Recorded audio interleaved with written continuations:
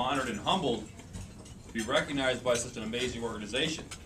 I also appreciate that very warm and overstated introduction.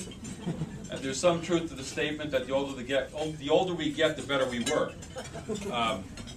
Let me begin by congratulating our Triple Impact Scholarship finalists. The mere fact that you satisfied the criteria for consideration tells me that regardless of who gets selected tonight, you're all winners, and people who your family and community can be very proud of. On behalf of my colleagues at Security Benefit and Guggenheim Investments, I want you to know how excited we are to be able to be associated with a great organization like the Positive Coaching Alliance and a great group of student athletes. Any organization that seeks to develop the character of young people through the power of athletic competition is headed in the right direction.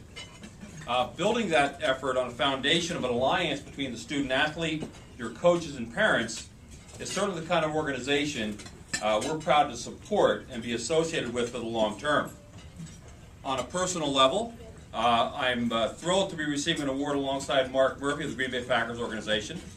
I didn't realize until tonight that Mark and I actually competed against each other in college. He went to Colgate with the Holy Cross. He played more than I did. But I'm also, even though I'm from the Northeast, I'm a lifelong Packer fan. I think I was 10 or 11 when the Packers won the first Super Bowl, and if you press me, I could probably give you the name of the starters on both sides of the ball of that team. Maybe take a few drinks, though. Let me talk to our finalists for a few minutes.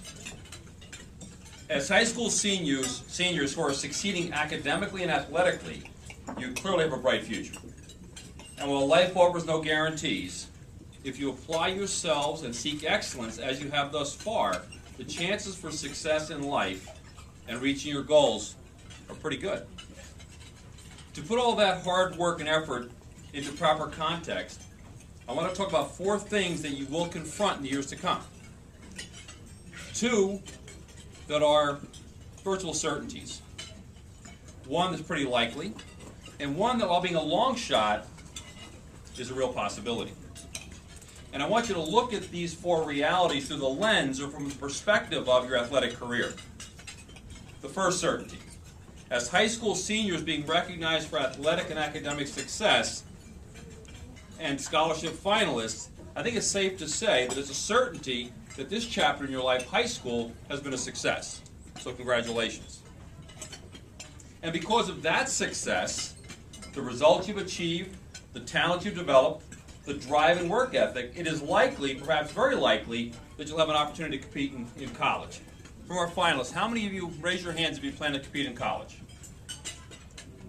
Okay, so very likely. And if things fall into place, you continue to work hard, you make full use of your God-given talents, there is the possibility that 1 or more of you could someday compete at a professional level. Right? It sounds pretty logical. We have a certainty, a likelihood, and a possibility.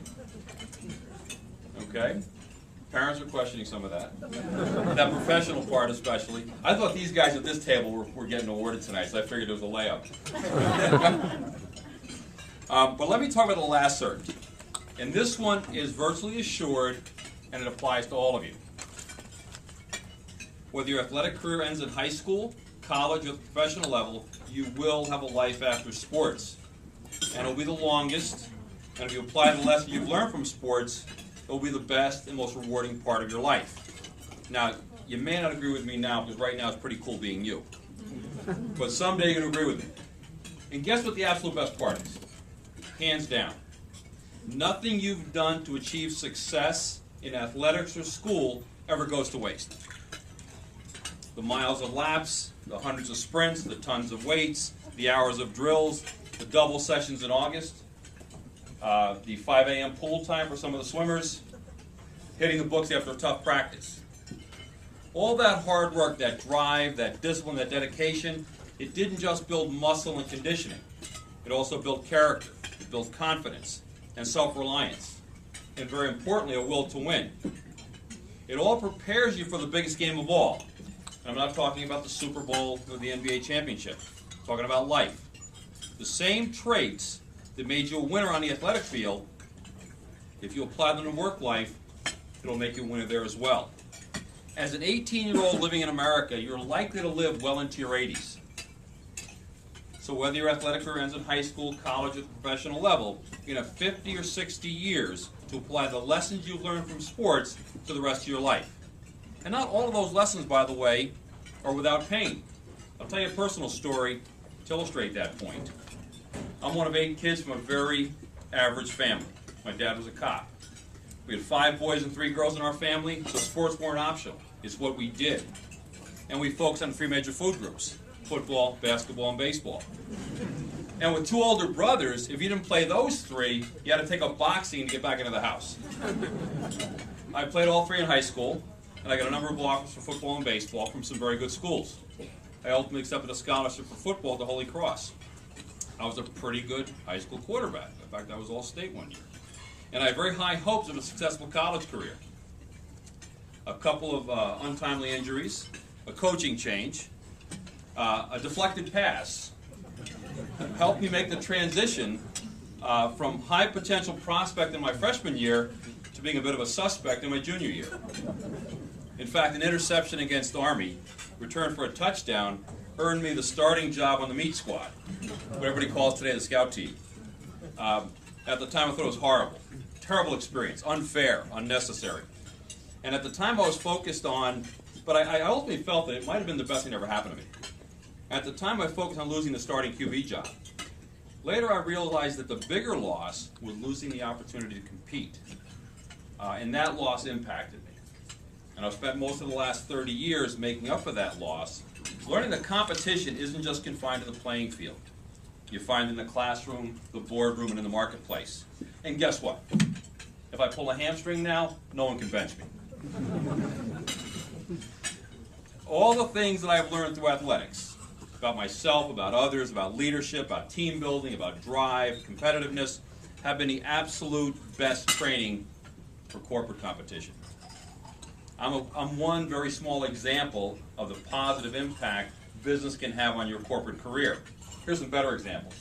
Legendary CEO of General Electric, Jack Welch, played hockey at UMass. His successor, Jeff Immelt, played offensive line of tackle and probably played against Mark and I. Hewlett-Packard CEO Meg Whitman played lacrosse at Princeton. James McNerney of Boeing pitched for Yale. You can also find athletics in the backgrounds of the CEOs at GM, Ford, IBM, Bank of America, Southwest Airlines, and hundreds of leaders in government and industry. So being a successful student athlete puts you in very good company. I encourage you to take advantage of it. I congratulate you on your high school success. I wish you the best luck in college. By the way, enjoy college. It's the best 4 years or more of your life. I would have gotten on the 7-year plan if I could have afforded it. And I look forward to reading about your accomplishments in the future. Thank you very much.